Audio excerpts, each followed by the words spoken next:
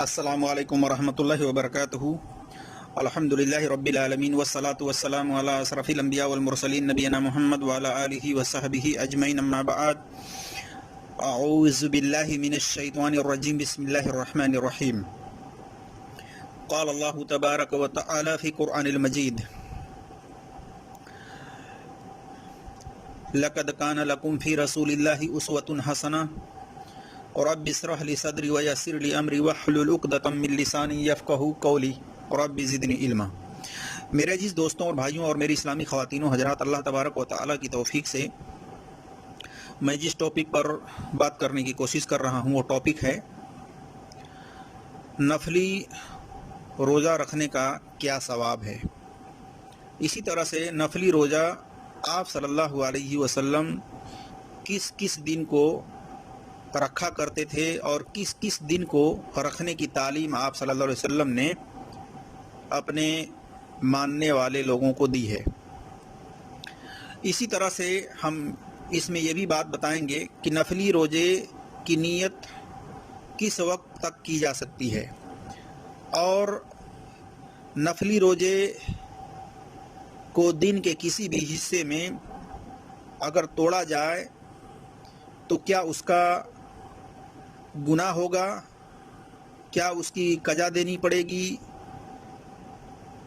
یہ تمام باتیں انشاءاللہ تبارک و تعالی میں پوری دلیل کے ساتھ آپ کے سامنے رکھنے کی کوشش کروں گا۔ اللہ تبارک و تعالی سے دعا ہے کہ اللہ تبارک و تعالی ہمیں حق بات اور سچ بات کہنے کی توفیق عطا فرمائے، اور جو ہم سے لفظی طور پر کہنے میں خطائیں ہوں اللہ تبارک و تعالی اس کو معاف فرمائے، آمین یا رب العالمین۔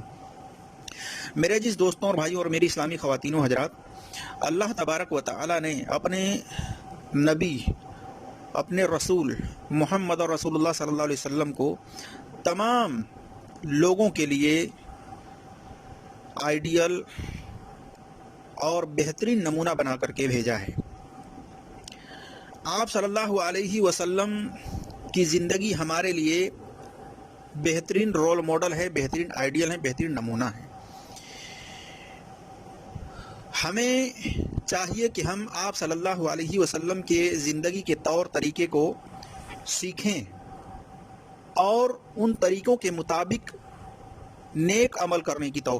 کوشش کریں۔ آپ صلی اللہ علیہ وسلم کی زندگی میں نفلی روزوں کی کیا اہمیت تھی، نفلی روزوں کی کیا فضیلت تھی، کس کس دن نفلی روزہ رکھنے کی تعلیم آپ صلی اللہ علیہ وسلم نے دی ہے، یہ تمام باتیں ہر مسلمان عورت، مرد، بوڑھے، جوان کو سیکھنا یہ ضروری ہے۔ اللہ تبارک و تعالی نے یہ حکم دیا ہے قرآن کے اندر، لقد کان لکم فی رسول اللہ اسوۃ حسنہ، کہ رسول کی زندگی تمہارے لیے بہترین آئیڈیل ہے، بہترین نمونہ ہے۔ تو اسی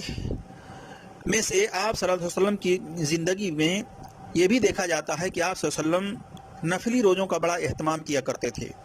بہت پابندی کے ساتھ آپ صلی اللہ علیہ وسلم نفلی روزے رکھا کرتے تھے اور تعلیم بھی دیتے تھے اپنے صحابہ کو، اپنے صحابیات کو۔ اور نفلی روزے کی نیت دن کے اندر کبھی بھی کیا جا سکتا ہے، صبح سورج نکلنے کے بعد کسی بھی وقت کیا جا سکتا ہے۔ اسی طرح سے نفلی روزے کو کوئی مشقت ہو تو بھی یا مشقت نہ ہو تو بھی دن کے کسی بھی حصے میں توڑا جا سکتا ہے۔ جیسا کہ عائشہ رضی اللہ تعالیٰ عنہ بیان کرتی ہیں کہ رسول اللہ صلی اللہ علیہ وسلم ایک بار میرے پاس آئے اور آپ صلی اللہ علیہ وسلم نے پوچھا، یا عائشہ حل عندکم شیء، اے عائشہ کیا تمہارے پاس کھانے کی کوئی چیز ہے؟ قالت فقلت یا رسول اللہ صلی اللہ علیہ وسلم ما عندنا شیء، تو کہا عائشہ رضی اللہ تعالی عنہا نے کہ اے اللہ کے رسول صلی اللہ علیہ وسلم ہمارے پاس تو کوئی چیز نہیں ہے۔ تو رسول اللہ صلی اللہ علیہ وسلم نے فرمایا فإنی صائم، تو پھر میں روزے سے ہوں۔ اسی طرح سے اس حدیث میں آگے ہے کہ آپ صلی اللہ علیہ وسلم یہ کہہ کر گھر سے باہر نکلے کہ اتنے میں کسی نے ہدیہ تحفہ بھیجا کھانے میں جو کہ کھجور، گھی اور پنیر سے بنا ہوا تھا۔ تو عائشہ رضی اللہ تعالیٰ عنہ بیان کرتی ہیں کہ پھر آپ صلی اللہ علیہ وسلم کو بتایا تو آپ صلی اللہ علیہ وسلم نے کہا لاؤ، تو وہ کہتی ہیں کہ پھر میں لائی اور آپ صلی اللہ علیہ وسلم نے اسے کھایا اور فرمایا میں نے روزے کی حالت میں صبح کی تھی۔ دیکھیے صحیح مسلم میں حدیث نمبر 1154، 2714، 2775، اسی طرح سے سنن ترمذی کے اندر حدیث نمبر 733 اور 734، اور سنن ابی داؤد کے اندر حدیث نمبر 2455 اور سنن ابن ماجہ میں حدیث نمبر 1701، سنن نسائی میں حدیث نمبر 2327، 2328، 2329، 2330 اور 2332 اور 2326 وغیرہ پر دیکھ سکتے ہیں صحیح سند کے ساتھ۔ اس حدیث سے پتہ چلا کہ نفلی روزے کی نیت سورج نکلنے کے بعد بھی کر سکتے ہیں، اور نفلی روزے کو دن کے کسی بھی حصے میں توڑ بھی سکتے ہیں، اور اس نفلی روزے کے توڑنے پر نہ کوئی قضا دینی ہے بعد میں، نہ اس کا کوئی کفارہ ادا کرنا ہے، نہ کوئی اس پر گناہ ہے۔ بس یہ ہے کہ نفلی روزہ توڑنے کی وجہ سے ثواب سے محروم رہیں گے، یعنی جو اس کا اجر و ثواب ہوتا ہے اس سے آدمی محروم ہو سکتا ہے، لیکن اس پر کوئی گناہ یا کفارہ یا قضا نہیں دینی ہے۔ اسی طرح سے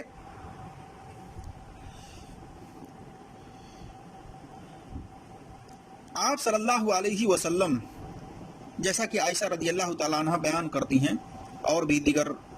روایتوں میں ہے کہ نبی صلی اللہ علیہ وسلم شعبان کے مہینے میں جتنا پابندی کے ساتھ روزہ رکھا کرتے تھے لگاتار کثرت کے ساتھ، رمضان کے فرض روزے کے علاوہ، رمضان کے مہینے میں فرض روزے کے علاوہ شعبان میں جتنی کثرت کے ساتھ پابندی کے ساتھ آپ صلی اللہ علیہ وسلم روزہ رکھا کرتے تھے اتنا کسی اور مہینے میں روزہ نہیں رکھتے تھے، جیسا کہ سنن نسائی میں حدیث نمبر 2358 ہے اور 2180 ہے، 2182 ہے، 2183 ہے، 2188 ہے، 2189 ہے اور 2152 اور 2156 وغیرہ پر دیکھ سکتے ہیں صحیح سند کے ساتھ۔ تو اس سے پتہ چلتا ہے کہ آپ صلی اللہ علیہ وسلم شعبان کے مہینے میں کثرت کے ساتھ روزہ رکھا کرتے تھے۔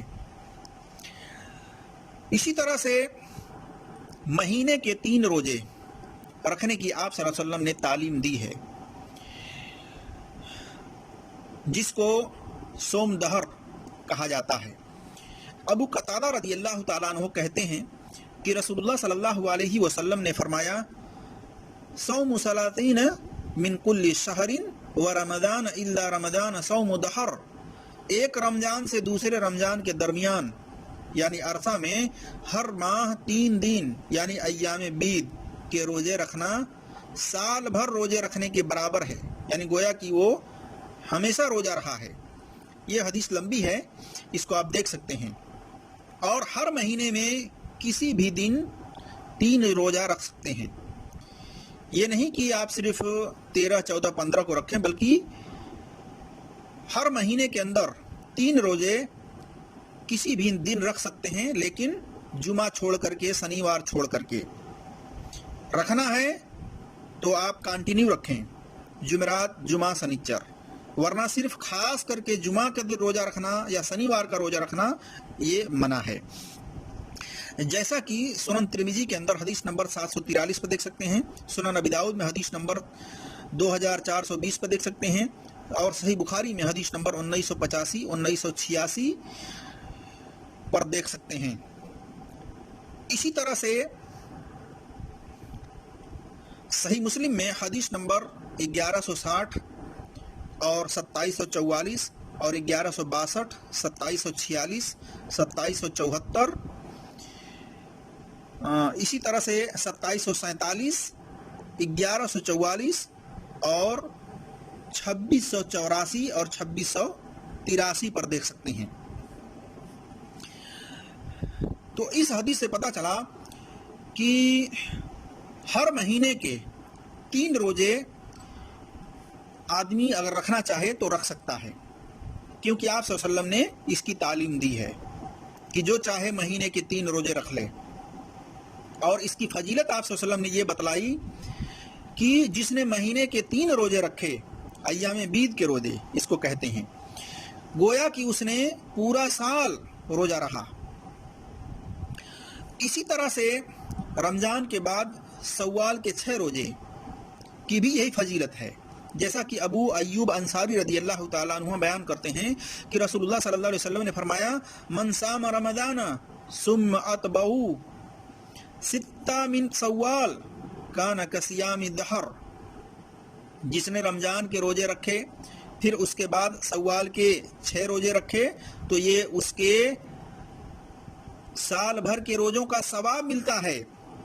جیسا کہ سنن ابی داؤد میں حدیث نمبر 2433 ہے، سنن ترمذی میں حدیث نمبر 759 ہے، سنن ابن ماجہ میں حدیث نمبر 1716 ہے، اور سنن دارمی میں حدیث نمبر 1795 میں، اور مسند احمد میں جلد نمبر 5 صفحہ نمبر 417 419، اور صحیح مسلم میں حدیث نمبر 1164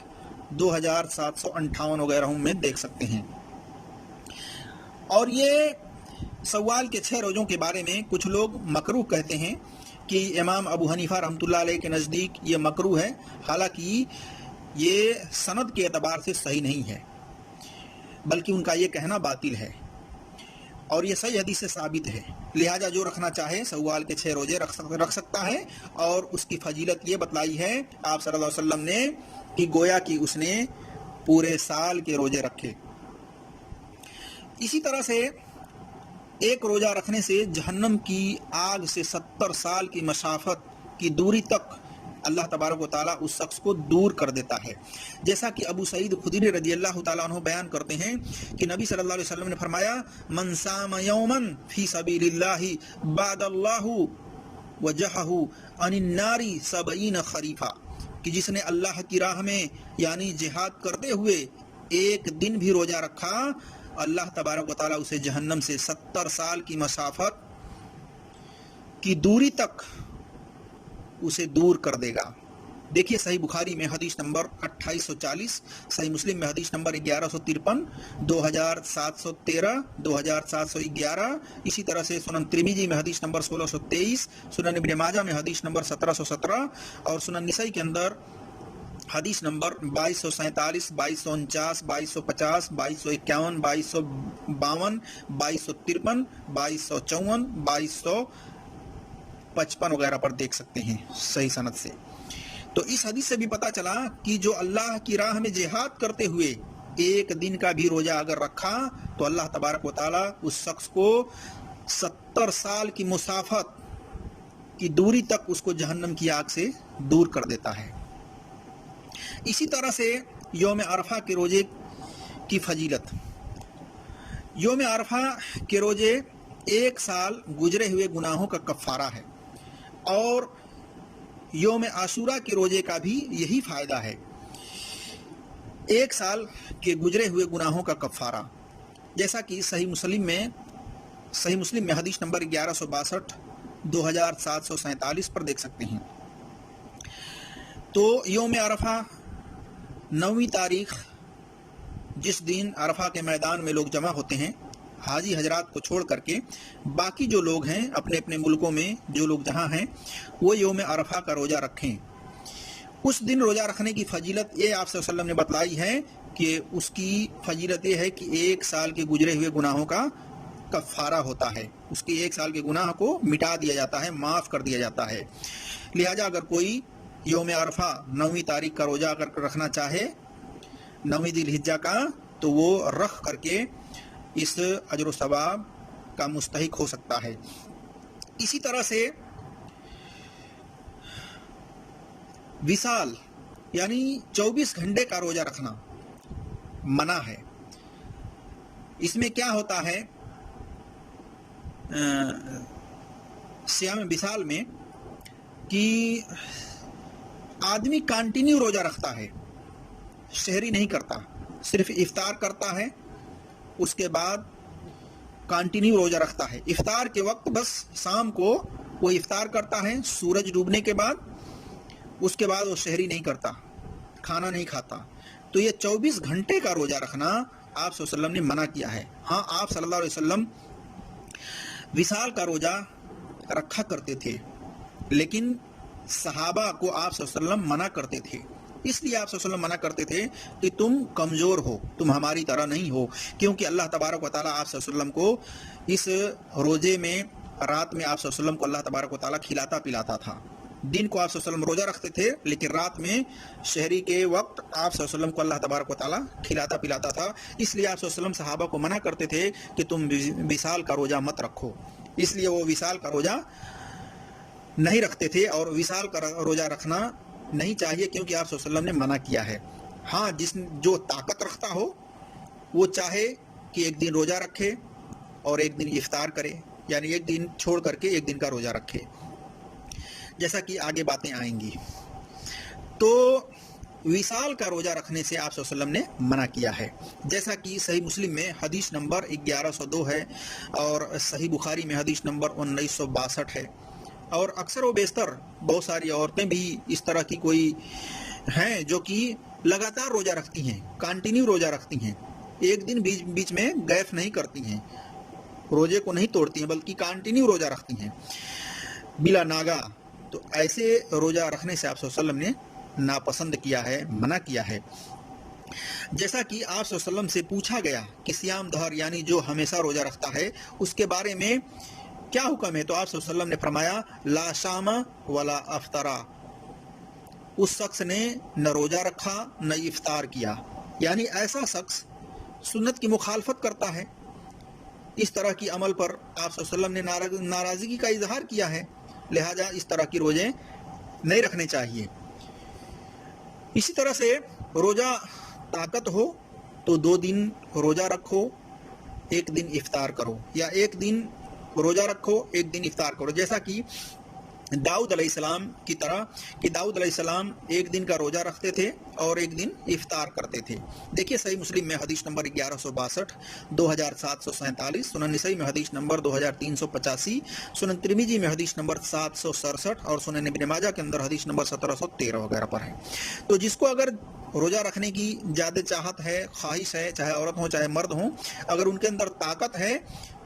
زیادہ روزہ رکھنے کی نفلی، تو ان کو چاہیے کہ 1 دن روزہ رکھیں، 1 دن روزہ کو چھوڑیں. اس طریقے سے گیپ دیں، بیچ میں کانٹینیو نہ کریں، لگاتار روزہ نہ رکھیں، بلکہ ایک دن چھوڑ کر کے 1 دن کا روزہ رکھیں. اسی طرح سے نبی صلی اللہ علیہ وسلم جمعرات اور سوموار کے دن کا روزہ رکھا کرتے تھے. سوموار کے تعلق سے ایک حدیث ہے کہ سوموار کے دن آپ صلی اللہ علیہ وسلم پیدا ہوئے تھے اور وہی بھی اسی دن اتری تھی، یعنی جبرائیل علیہ السلام اللہ تبارک و تعالیٰ کی طرف سے میسج اسی دن لائے تھے، جیسا کہ صحیح مسلم میں حدیث نمبر 1162 ہے، 2750 پر ہے. اسی طرح سے دوسری حدیث میں سنن نسائی کی ہے، حدیث نمبر 2360 میں ہے کہ آپ صلی اللہ علیہ وسلم جمعرات اور سوموار کے دن کا روزہ رکھتے تھے. اور جب آپ صلی اللہ علیہ وسلم سے پوچھا گیا کہ آپ اس دن کا روزہ کیوں رکھتے ہیں، تو آپ صلی اللہ علیہ وسلم نے فرمایا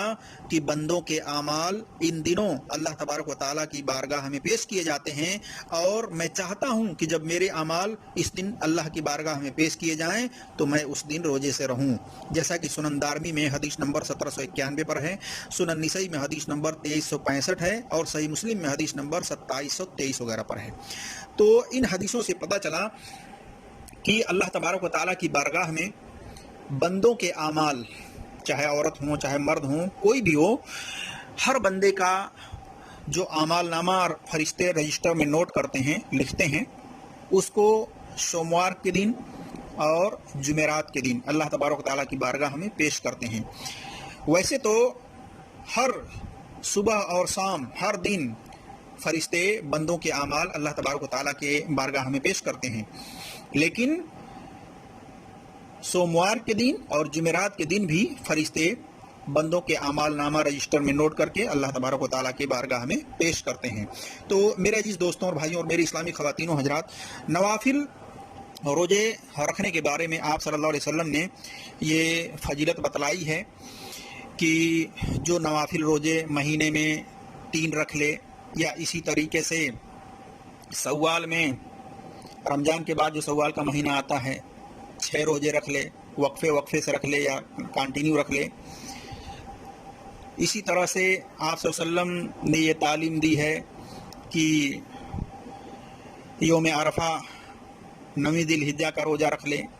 اسی طرح سے آپ صلی اللہ علیہ وسلم نے تعلیم دی ہے یوم عاشورہ 9، 10 یا 10، 11 محرم کا روزہ رکھ لے۔ اسی طرح سے آپ صلی اللہ علیہ وسلم سوموار اور جمعرات کے دن کا روزہ رکھا کرتے تھے۔ تو ان تمام روزہ رکھنے کی فضیلت جو آپ صلی اللہ علیہ وسلم نے بتلائی ہے کہ جس نے مہینے کے 3 روزے رکھے، یا جس نے سوال کے 6 روزے رکھے، یا جس نے یوم عرفہ کے روزے رکھے، جس نے یوم عاشورہ کا روزہ رکھا، گویا کہ اس نے سال بھر روزہ رکھا اور اس کے ایک سال گزرے ہوئے کہ گناہوں کا کفارہ ہوتا ہے، اس کے گناہ ایک سال کے مٹا دیے جاتے ہیں۔ تو یہ تمام فضیلتیں اللہ تبارک و تعالیٰ نے رکھی ہیں اس روزے کے بدلے۔ جو رکھے گا اس کو اجر و ثواب ملے گا، جو نہیں رکھے گا وہ اجر و ثواب سے محروم رہے گا۔ اللہ تبارک و تعالیٰ سے دعا ہے کہ اللہ تبارک و تعالیٰ ہم تمام مسلمانوں کو نوافل روزے رکھنے کی توفیق عطا فرمائے، اور اللہ تبارک و تعالیٰ ہر مسلمان عورت مرد کو اتنی طاقت عطا فرمائے کہ وہ نوافل روزوں کا اہتمام کر سکیں۔ آمین یا رب العالمین۔ السلام علیکم ورحمۃ اللہ وبرکاتہ۔